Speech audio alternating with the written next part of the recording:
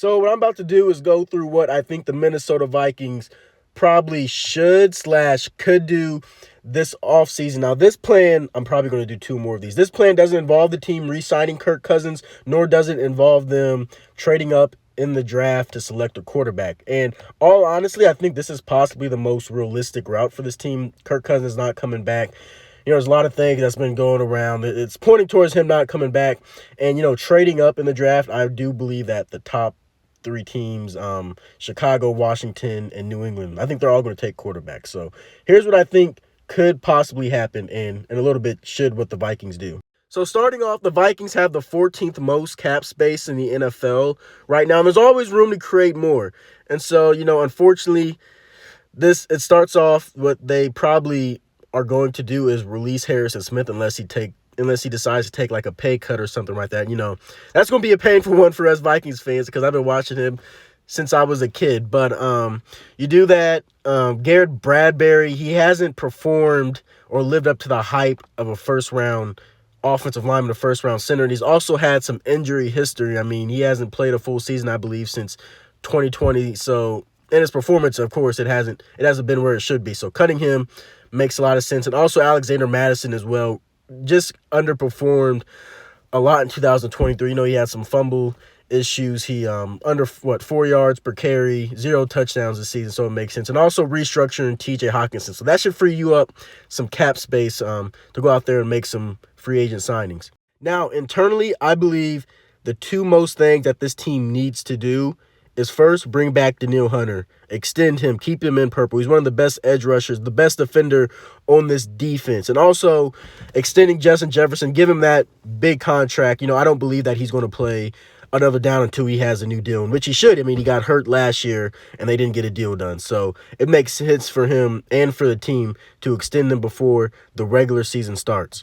Also, you bring back Dalton Reisner to solidify that left guard spot. He's real solid for this team this past season. I would like if Brandon Powell comes back to this team. I thought he was a real solid option. Number 3, number 4 option. KJ Osborne is not coming back most likely. And, he had that touchdown against Atlanta that won the game. And, he came from the Rams. He played with Kevin O'Connell when they were at the Rams. And so I feel like, you need a veteran receiver in that number 3 or number 4 slot to help your receiving core out. And also DJ Wanham, that's an interesting one because he can go somewhere and get a big payday, but PFF currently projects him 2 years, $9 million, which I believe that team could do. I know he got hurt, I believe, against Detroit, and, I don't know the recovery process of that or how long he's going to be out, but, if he could bring it back on a reasonable deal, I think the team should do it. Jordan Hicks is another one. I mean, he was real solid. He's in his 30s, and he's still been a solid player for this defense as well. So I believe that the Vikings need to try and bring him back as well. And then, of course, you bring back a lot of guys on vet minimums to help add to that defensive and offensive depth. Now, looking externally, a lot of fans are not going to like this idea, but it makes a lot of sense for the Vikings. If Kirk Cousins is not coming back, they're going to need to add a veteran. And I'm going to make probably another video about how this could work, but Russell Wilson on a vet minimum makes a lot of sense. And I believe he's the betting favorite to land for the Vikings of destinations of teams that he will play for next year. And it makes a lot of sense just to add a veteran. I know his numbers, production, his play, everything has dipped, but it makes a lot of sense for this team if he's available, which he's most likely going to be.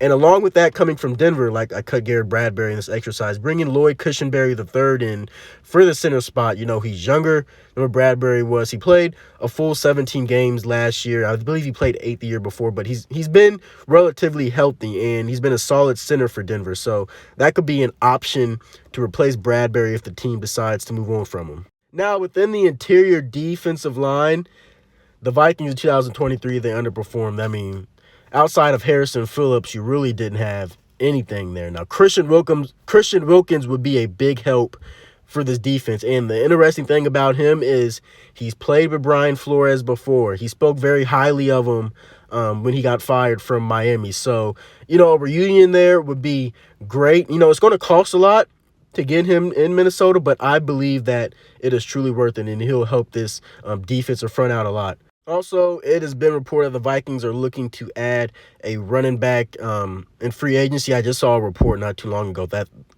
Derrick Henry maybe. I don't know, question mark. But a guy like Devin Singletary, you don't really have to break the bank for.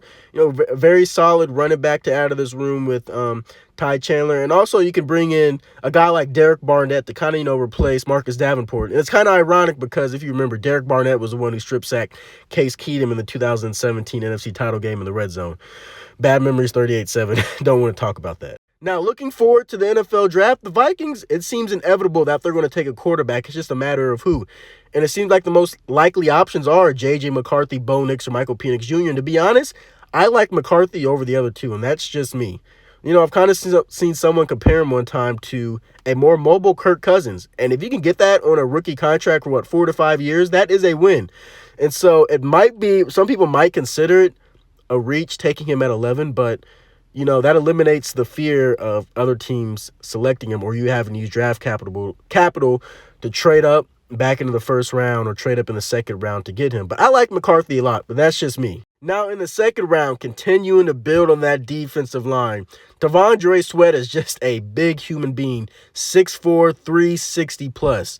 And that put him at the nose tackle, and you can help recreate that Williams wall from the early 2000s. But that'll be a major help along that defensive front, and he was really good at Texas. I've seen some great things about Cam Hart as well, and with the Vikings cornerback room, I think Byron Murphy Jr., I feel like he's solid. Mekhi Blackman, you expect him to take a step forward. And the Caleb Evans, I know he didn't have a great end of the season. I feel like he's still a solid cornerback, but you need to add on to that cornerback depth. And, you can get a guy like Cam Hart in the fourth round because you really have a lot of unknowns behind those three cornerbacks, Blackman, Evans, and Murphy. And with Harrison Smith gone, you're going to have to address the safety position as well. And we don't know if Lewis Cine is ready to really play or not. And you could go out and sign Antoine Winfield Jr., which would be a whole lot fun. But, his price tag, his contract is going to be a lot. So you'll probably have to address the safety position as well in the later rounds of the draft. And if you don't have a bell cow running back, it's nice to have a running back by committee. And in this exercise, I said, sign Devin Singletary, you have him, Ty Chandler. Then you add to the room by adding someone like Kamani Vidal in the later round. Sunbelt Player of the Year. And if you have a three-headed back, something like that, it goes a long way. Brevin Spamford, I believe the Vikings probably should add to the title room. T.J. Hawkins is probably going to miss a good part of the first month or so of the season. I believe the Vikings are going to add a tight end somewhere, within free agency or probably in those later rounds of the NFL draft. And then you continue adding to the offensive line depth. Trevor Keegan from Michigan is an option. And so is Nathan Thomas from Louisiana in the later rounds of the draft. And then with your final pick in the draft, you can add a wide receiver like Joshua Cephas. I believe he had the second lowest drop percentage. I believe that what I saw out of all receivers coming out in this year's wide receiver class.